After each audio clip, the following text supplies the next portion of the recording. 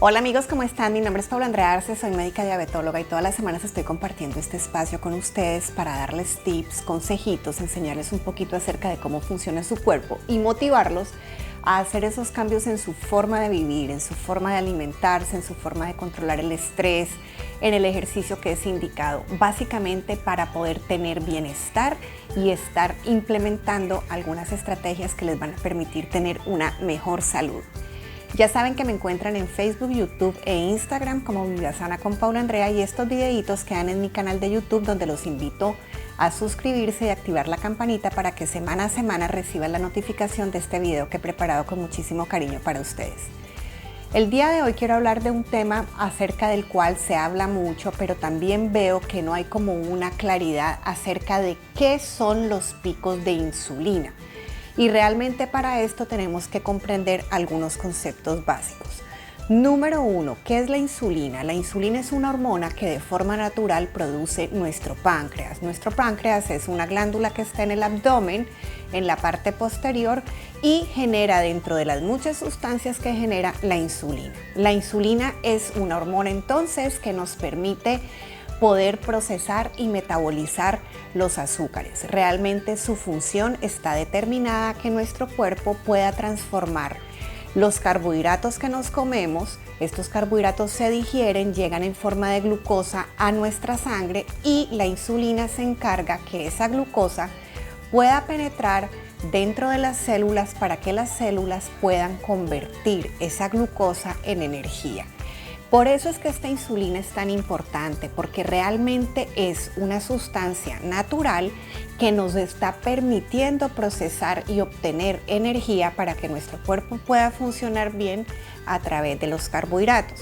Entonces a veces creemos que la insulina es la mala de la película, pero realmente no es que sea la mala de la película, sino que hay ciertas condiciones que hacen que sus niveles se eleven y que eventualmente hay ciertas acciones en nuestro modo de vivir y ciertas implementaciones en nuestro estilo de vida que sacan de control los niveles fisiológicos que deberíamos de tener de esta hormona que es indispensable para que nuestro cuerpo pueda obtener energía a partir de los carbohidratos.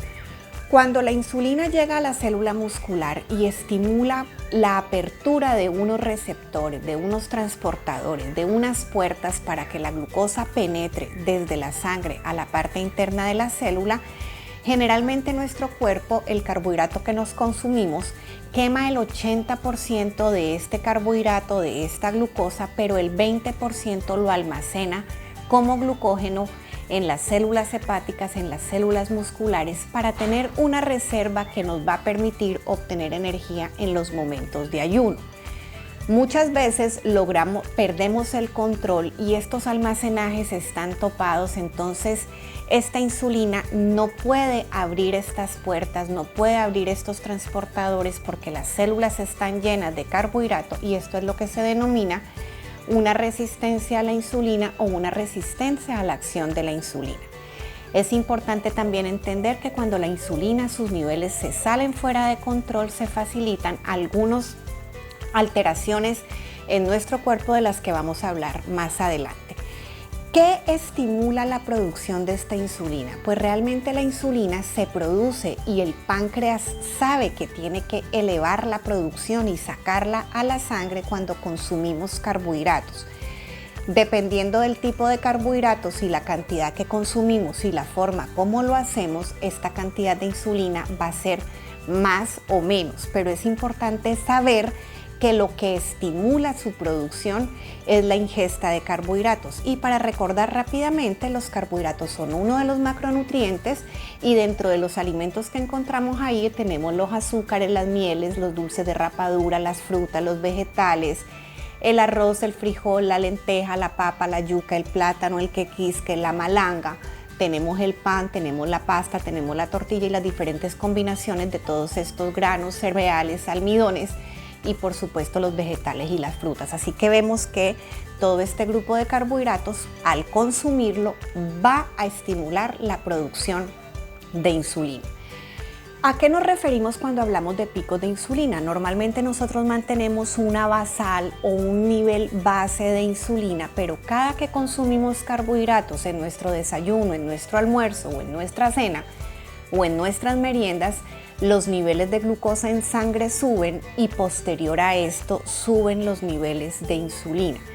La idea es que estos picos se mantengan dentro de parámetros que son adecuados y el problema viene cuando nosotros perdemos el control en el tipo de carbohidratos, en la cantidad de los mismos, en la combinación de ellos. Entonces se generan grandes subidas de glucosa que se siguen de grandes subidas de insulina. ¿Qué pasa con estos picos de insulina? Que cuando son muy altos y por alguna razón ya no tenemos en dónde cómo quemar la glucosa, cómo guardarla, cómo almacenarla, esta insulina también se encarga de convertir estos carbohidratos en grasa y almacenarlos en tejido adiposo. Es por eso que nosotros debemos de buscar a través de la alimentación tener una producción de insulina dentro de los niveles adecuados y para esto tenemos que aprender a combinar, a lidiar con los carbohidratos, a escoger siempre los mejores, a acompañarlos de la mejor manera para controlar los picos de glucosa.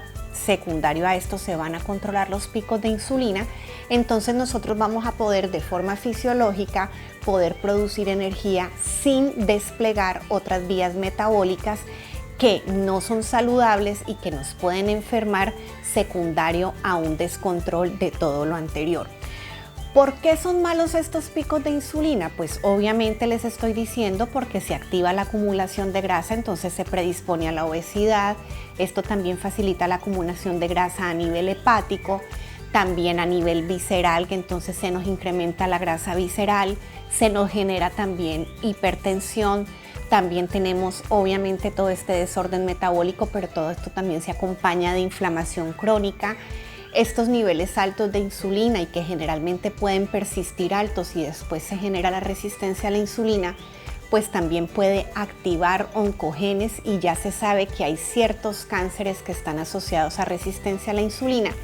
Pero algo que es bien importante también es saber que insulina permanentemente alta y con picos altos de forma constante puede generar deterioro cognitivo, enfermedades como Alzheimer, problemas neurológicos e incluso alteraciones en nuestro estado de ánimo.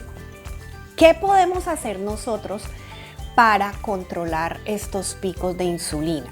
Obviamente ya sabemos que la insulina se va a subir cada que comemos carbohidrato, pero ¿cómo hacemos nosotros para que esto no sea un desborde? Para que esos picos no sean demasiado picudos, sino que sean picos más como meseta, que sean más tenues y de esta manera el impacto de esta insulina no va a ocasionarnos daño. Número 1, importantísimo, eliminar azúcares, mieles, siropes, dulces de rapadura o panelas o el azúcar mascabado. Incluimos aquí el azúcar moreno, el azúcar blanco, importante tenerlo en cuenta. 2, evitar jugos naturales de frutas y por supuesto todos los alimentos, productos, reposterías, jugos enlatados, encajados que traigan muchos edulcorantes pero que además sean un concentrado de fructosa libre deben de estar por fuera. La otra manera de evitar estos picos de insulina es que nosotros podamos comer con balance, donde aseguremos tener una muy buena cantidad de vegetales, ensaladas. Incluso un concepto bien interesante que he estado revisando últimamente es el de forrar los carbohidratos. ¿A qué se refiere con forrar los carbohidratos? A que nosotros consumamos primero los vegetales, las ensaladas, las grasas y las proteínas y el carbohidrato quede para el final. He tenido muy buenos resultados en las glucometrías y en visualizar qué pasa con los picos de glucosa y secundariamente de insulina con los pacientes cuando se implementa este orden. Así que es importante tenerlo en cuenta porque de esta manera el carbohidrato que consumamos va a estar como envuelto a la hora de llegar al duodeno y su absorción va a ser más lenta, así que vamos a poder controlar mejor el pico de insulina posterior al pico de glucosa. Así que esto es bien importante. Siempre acompañar el carbohidrato de vegetales, de ensaladas, de grasas y de buena cantidad de proteína. Por supuesto, tanto las proteínas como las grasas que sean de la mejor calidad.